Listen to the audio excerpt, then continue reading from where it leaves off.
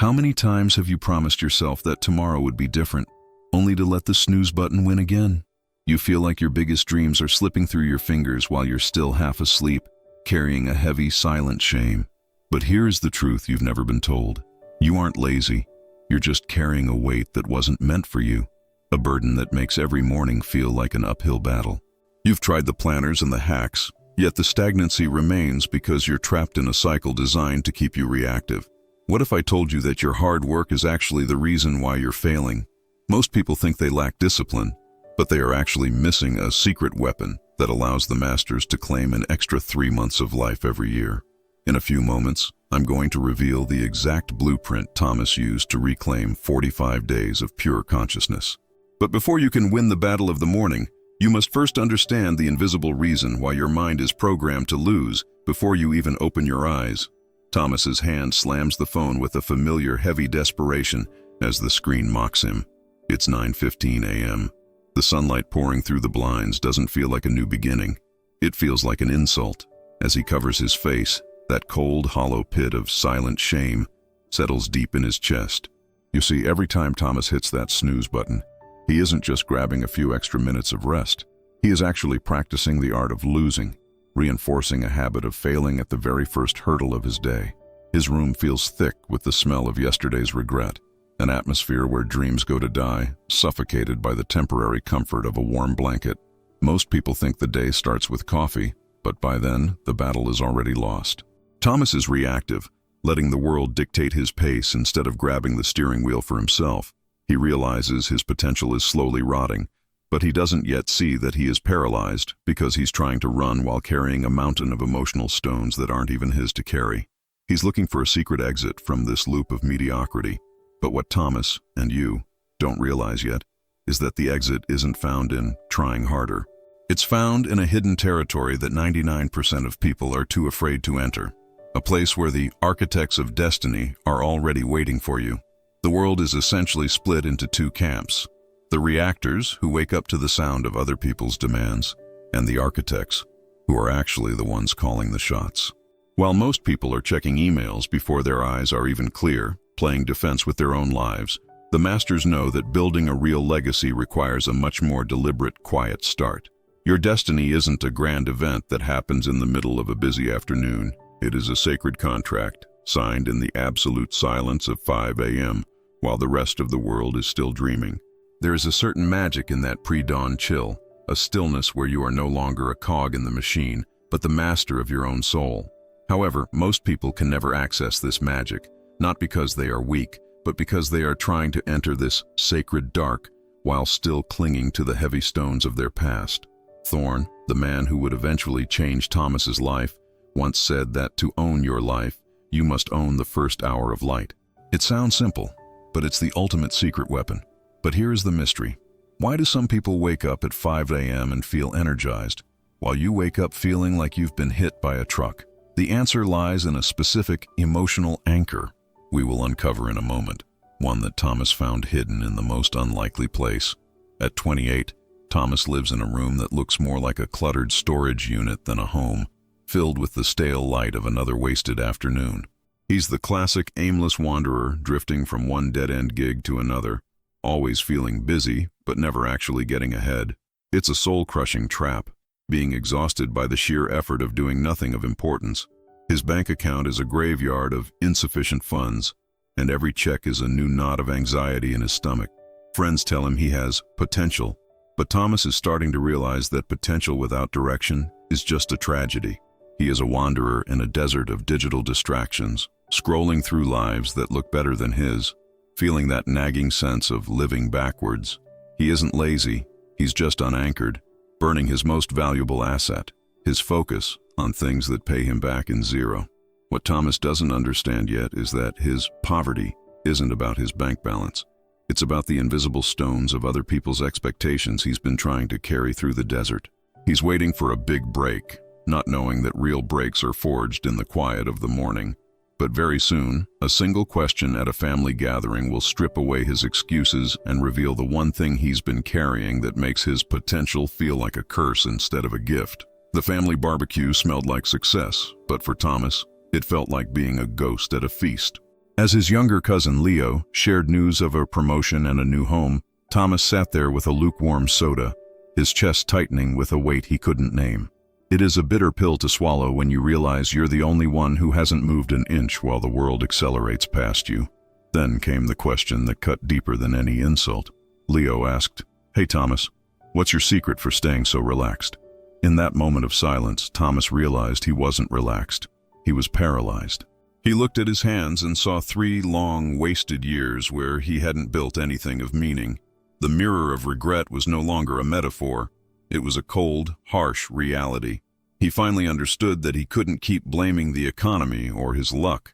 The problem was the man in the mirror who always chose later. But as Thomas prepared to face the biting cold of a 5 a.m. wake-up call, he didn't realize that his paralysis wasn't just about bad habits. He was about to discover that his energy was being drained by a ghostly inheritance, a set of emotional stones he took from his family without even knowing it. Thomas needed a shock to the system, a radical shift, and the very next morning he would encounter a man who didn't just walk. He vibrated with a purpose that seemed almost superhuman. But why did this mentor's eyes look so sharp while Thomas's felt like lead? The answer involves a mental rinsing technique that you've likely been skipping your entire life. Mr. Thorne didn't just carry wealth, he carried an aura of quiet, immovable power. At 5:30 a.m., while most were still tangled in their sheets, his skin glowed with a vitality that suggested he owned the very air he breathed. When Thomas approached him, feeling small and sluggish, Thorne's eyes weren't glazed over like a typical worker's. They were sharp, piercing through the fog of Thomas's excuses like a master craftsman's tool. "Thomas," Thorne's voice rumbled in the morning stillness, "you are poor because you are perpetually late.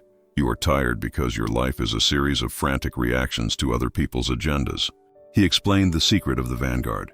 They win the battle before the enemy even puts on their boots. To own your life, you must seize the territory of the day before the world wakes up. The challenge was absolute. "Meet me here at 5 a.m. tomorrow, or don't bother asking for my guidance ever again." Thorne walked away, leaving Thomas with a choice that would either break him or set him free. But Thorne's power wasn't just about waking up early. It was about a specific way he emptied his hands of the previous day's burdens before the sun rose. You see, Thorne knew something Thomas didn't. You can't seize new territory if your hands are already full of old stones. Tomorrow, Thorne would reveal a mathematical logic that makes competition irrelevant. But first, Thomas had to survive a night of mental unloading, a process that determines whether you wake up as a master or stay a slave to your exhaustion. The next morning was brutal, with air that bit Thomas's lungs like icy needles. Thorne stood by a patch of damp sand using a stick to draw a circle that would change Thomas's perception of reality forever. "Most people see time as a flat line," he whispered, "but I see it as a compound investment."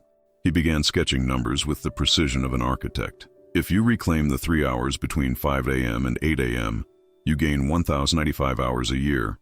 Thorne tapped the ground for emphasis. This isn't just a little extra time. It is literally 45 days of pure waking consciousness every year. While your peers are stuck in a 12-month cycle, I am handing you a 15-month year. You are essentially living more life than the rest of the world. Imagine what you could do with an extra quarter of a year while everyone else is still snoring, mastering complex skills, learning languages, or building the business that's been rotting inside you. It's a secret weapon that makes competition irrelevant. Thomas looked at the math in the sand, feeling a mix of hope and absolute terror. He realized his lack of time was actually a lack of strategic ownership. But then Thorne said something that chilled Thomas more than the morning air. "Most people will have the time, but they will still fail because their extra 3 months will be spent carrying the heavy invisible stones of yesterday's failures. The math is perfect, but the vessel is leaking. Before I show you the fortress Thorne built to protect this time, you need to see why most people who try to wake up early end up more exhausted than when they started. And it has everything to do with a weight they refuse to drop at the door." Thorne didn't just give Thomas a wake-up call. He handed him a blueprint for a fortress. This system is designed to protect your most valuable asset, your focus, from the stones of the outside world. The first hour, from 5 to 6 a.m., is the mindset fortress phase. It's not for checking emails. It's for meditation and internal cleaning. You must sweep out the wanderer's anxiety before the rest of the world starts dumping its trash into your mind. Then, while the internet is still dead, you move into your high-value craft. Whether it's coding, writing, or strategic planning, 2 hours here is worth 8 hours in a noisy office. To protect this fortress, you must follow 3 iron rules. The digital fast. The phone stays in another room until 8 a.m. The movement sacrifice. 15 minutes of sweat to kill the lazy wanderer inside and signal to your brain that the old reactive you is officially dead. The one goal. Focus. You attack one single vital objective with everything you've got for 60 minutes. It's a simple system, but don't think it's an easy walk in the park. Thomas had the map, but his body was about to stage a full-scale mutiny. And here is the secret most productivity gurus won't tell you. Even with this map, you will fail if you haven't learned the art of letting go of the emotional weight that makes your eyelids feel like lead. Thomas was about to face the war of the eyelids, but he discovered a hidden psychological barrier that almost sent him back to his blankets forever. A barrier that you are likely facing every single morning without realizing it. The first week felt less like a new routine and more like a full-scale biological mutiny. Every morning at 4:55 a.m., Thomas's brain would scream for the sanctuary of his heavy duvet, his alarm sounding like a personal attack. The wanderer inside him fought back with every ounce of logic it could muster. By day 3, the novelty had vanished, replaced by a physical itch to just pack it in and quit. The cold morning air felt like a personal insult. This is the precise moment where most people fold their cards and crawl back into the dark. But Thomas realized that the physical cold wasn't the real enemy. It was the heavy, emotional debt he carried from years of broken promises to himself. On day 7, something shifted. He sat down and actually finished his hardest coding module before the sun rose. As that first sliver of light hit the horizon, he felt the victor's high. He wasn't just a slave to his comfort anymore. He was becoming the master of his flesh. His morning coffee finally tasted like a victory lap instead of a survival tool. He had conquered the most difficult version of himself by 8 a.m. But even as Thomas began to win the war of the eyelids, he noticed a strange, lingering fatigue, a weight that the 5 a.m. sacrifice alone couldn't wash away. He was winning the battle for his time, but he was still losing the battle for his energy. In the next section, you'll see the exact moment Thomas realized that waking up early is useless if you are still waking up with a mind full of other people's stones, and how he finally dropped them to achieve his breakthrough. 6 months later, Thomas looks in the mirror and sees a man who finally belongs in his own skin. The slouch of the wanderer is gone, replaced by the steady gaze of an architect who has spent months building in the dark. The hollow, silent shame is now a ghost, replaced by a solid, heavy confidence that only comes from true purpose. Those extra 3 months weren't just a mathematical trick. They were the forge where he mastered a high-value craft while the rest of the world was in REM sleep. He didn't just get a promotion. He created an entirely new reality that others now call overnight success. Financial freedom turned out to be a mere side effect of his commitment to that first hour of light. He no longer checks his bank account with trembling hands. He manages his assets with a calm mind. Even his family sees the change. He has become a leader who commands respect because he first learned to master himself. The air in his home is different now, filled with the energy of a man who is truly, deeply awake. Thomas realized that the wanderer didn't die from one blow, but from 1,000 small morning victories. But as Thomas reached the peak of his success, he looked back and realized that the 5 a.m. routine was only half of the secret. The real breakthrough, the reason he didn't burn out like so many others, was a specific mental unloading ritual he performed every night. He finally understood that to truly own the light, you must first know how to put down the stones of the dark. And in just a moment, I'm going to show you exactly how you can start this same transformation tonight, before the sun even has a chance to rise. The snooze button is nothing more than a small plastic tombstone for your biggest, brightest dreams. Most people watching this will simply nod their heads, feel a temporary spark, and stay in bed tomorrow. They'll choose the warm, suffocating comfort of the covers over the cold, sharp edge of real progress. But Thomas realized that button was the only thing standing between him and his destiny. We aren't looking for the masses. We are searching for the next 100 leaders ready to finally wake up. The 5 a.m. sacrifice isn't just about the clock. It's a covenant you make with your future self. It's the moment you stop asking for permission and start claiming the territory that is rightfully yours. But as you prepare to draw this line in the sand, you must realize that a day 1 commitment is impossible to keep if your spirit is still weighed down by the baggage of day 0. If you are committing to this radical shift starting tomorrow morning, Leave the words Day 1 below. That comment is a physical mark of your intent to join the architects of the dark. However, even the strongest intent will fail if you don't have the tools to handle the emotional gravity that tries to pull you back under the sheets. The gate to the fortress is wide open. But before you step through, there is one final secret. A hidden set of stones you've been carrying that will make your Day 1 feel like 1,000 pounds, unless you learn the master's technique for letting them go. The story of Thomas isn't just a narrative, it's a mirror reflecting the choice you have to make right now. You've seen the math. That extra 3-month advantage is yours if you're brave enough to take it. But as you stand at the edge of your own Day 1, you might feel a familiar heaviness, a hesitation that has nothing to do with your alarm clock and everything to do with your soul. Many of the stories you hear here aren't just stories. They reflect the invisible weight you may be carrying every day. You see, Thomas didn't just win because he woke up early. He won because he stopped trying to build his empire while carrying the stones of everyone else's expectations, past guilts, and silent shames. If you're tired of holding pain, responsibility, and guilt that were never yours, I created a specialized guide for this exact moment called The Weight of Stones That Are Not Yours. This is the mental fortress protocol Thorne alluded to. It is for those who want to finally let go, set boundaries, and live with the lightness required to actually own the dawn.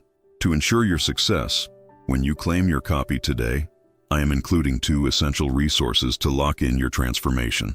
Bonus 1. Learning to let go, the specific internal cleaning ritual to perform before bed so you don't wake up reactive. Bonus 2.